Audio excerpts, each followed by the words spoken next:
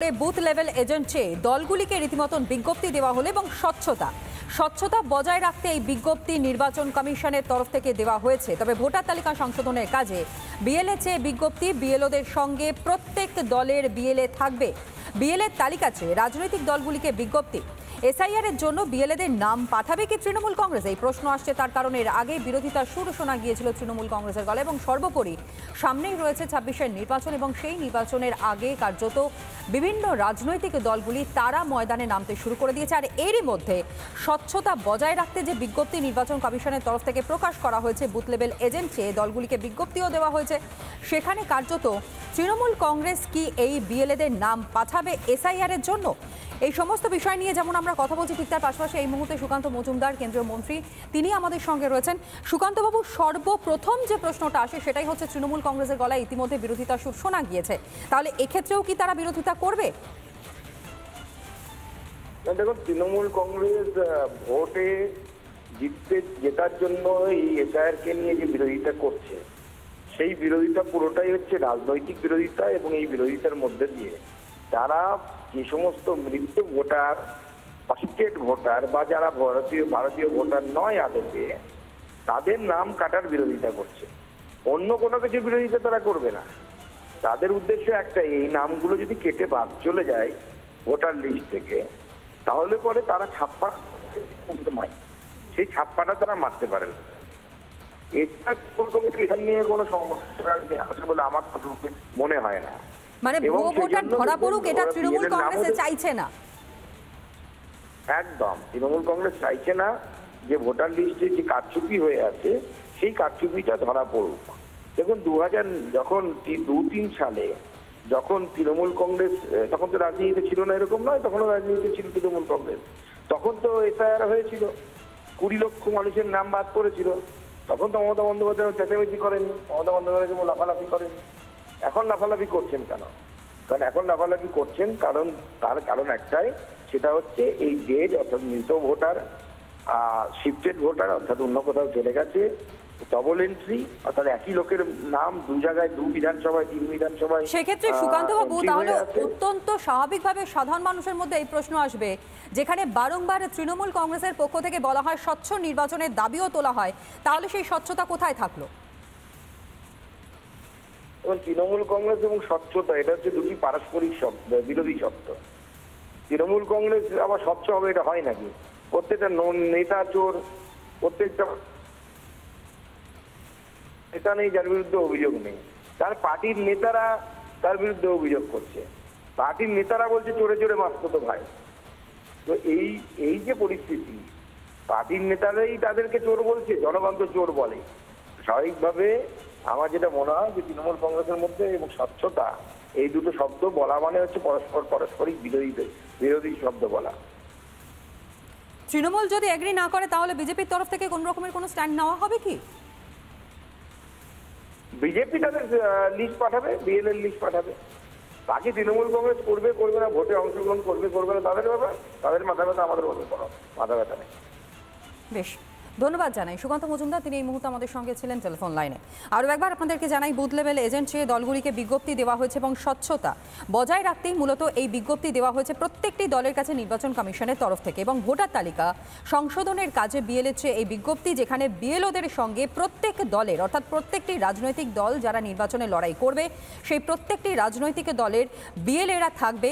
বিএলএর তালিকা চেয়ে রাজনৈতিক দলগুলিকে বিজ্ঞপ্তি পাঠানো হয়, কিন্তু প্রশ্ন উঠছে যে এই তালিকা এবং এই যে বিজ্ঞপ্তি, সেই বিজ্ঞপ্তি অনুসারে এসআইআর এর জন্য বিএলএর নাম কি আদৌ পাঠাবে তৃণমূল কংগ্রেস?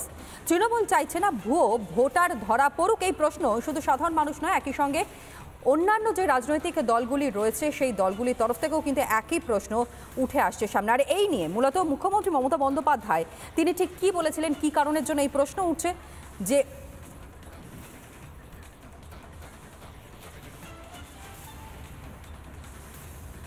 আমরা শোনাবো। কিন্তু তার আগে সুজন চক্রবর্তী, তিনি এই মুহূর্তে আমাদের সঙ্গে রয়েছেন টেলিফোন লাইনে। তার কারণ, সুজনবাবু, সবার প্রথমেই যে প্রশ্নটা আপনার কাছে থাকবে যে এই এসআইআর এর জন্য সিপিআইএম কি নাম পাঠাবে?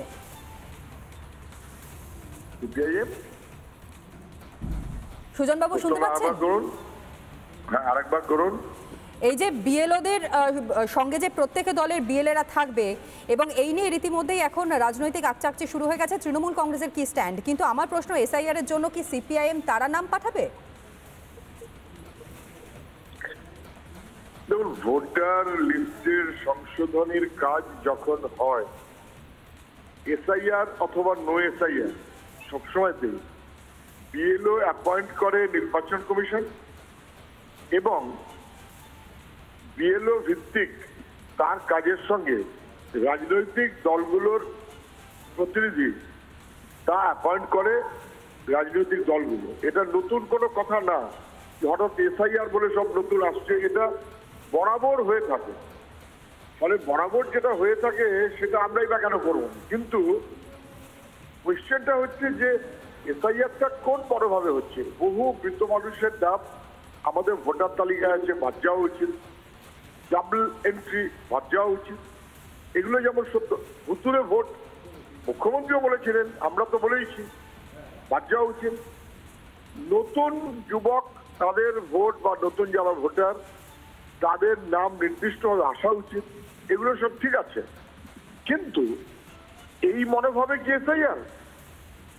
নাকি এসআইআর এর লক্ষ্য কে পরিযায়ী শ্রমিক বাইরে আছে তার নাম কেটে দাও, কাকে সন্দেহ করা উচিত তার বাচ্চার কাগজ খোঁজো করে আসামের মতন একটা ভোটার, ডাউটফুল ভোটার, এইভাবে মানুষকে বিপর্যস্ত করা, এইটা কি এসআইআর এর মনোভাব?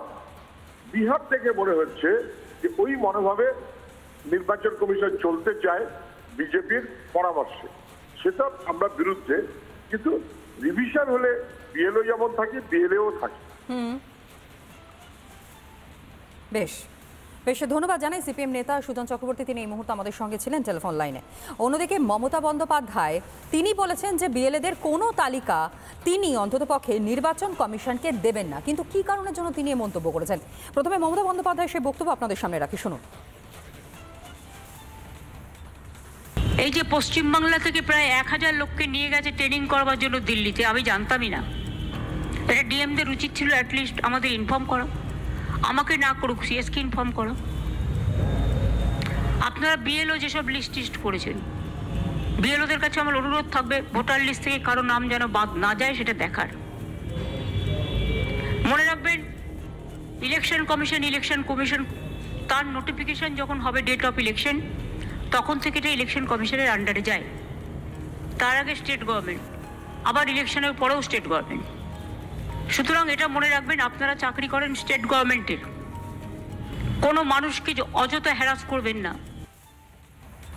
মমতা বন্দ্যোপাধ্যায় তিনি কার্যত হুমকি সুরেই বলা চলে, যেখানে তিনি বলছেন যে স্টেট গভর্নমেন্টের অর্থাৎ রাজ্য সরকারের হয়ে কাজ করেন, সুতরাং কোনো রকম হ্যারাসমেন্টের কথা তিনি যেন না শোনেন, এই বক্তব্যই রাখতে শোনা গিয়েছে মুখ্যমন্ত্রী মমতা বন্দ্যোপাধ্যায়কে। কিন্তু প্রশ্ন হচ্ছে, ভোটের স্বচ্ছতা সেটা কি চাইছে না কোনোভাবেই তৃণমূল কংগ্রেস? যে কারণের জন্য যে বিজ্ঞপ্তি ইতিমধ্যে নির্বাচন কমিশনের তরফ থেকে প্রত্যেকটি রাজনৈতিক দলের কাছে গিয়ে পৌঁছেছে, যাতে স্বচ্ছভাবে নির্বাচন করা সম্ভব হয়, স্বচ্ছতা যাতে বজায় রাখা যায়, সেই কারণে এই নির্বাচন কমিশনের তরফ থেকে বিজ্ঞপ্তি জারি করা হয়, যেখানে ভোটার তালিকা সংশোধনের কাজে মূলত এই বিএলএ চেয়ে বিজ্ঞপ্তি দেওয়া হয়েছে। কিন্তু তাতেও মূলত মুখ্যমন্ত্রী মমতা বন্দ্যোপাধ্যায়ের বক্তব্যের পর প্রশ্ন উঠে আসছে যে এসআইআর এর জন্য বিএলএর নাম, যে নাম পাঠাতে হয় প্রত্যেকটি রাজনৈতিক দলকে, সেক্ষেত্রে তৃণমূল কংগ্রেস তারা কি নাম পাঠাবে?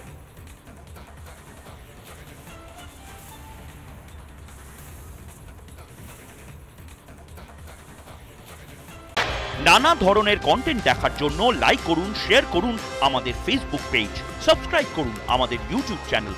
পাশাপাশি অন্যান্য ব্রেকিং নিউজের জন্য অবশ্যই চোখ রাখুন রিপাবলিক বাংলায়।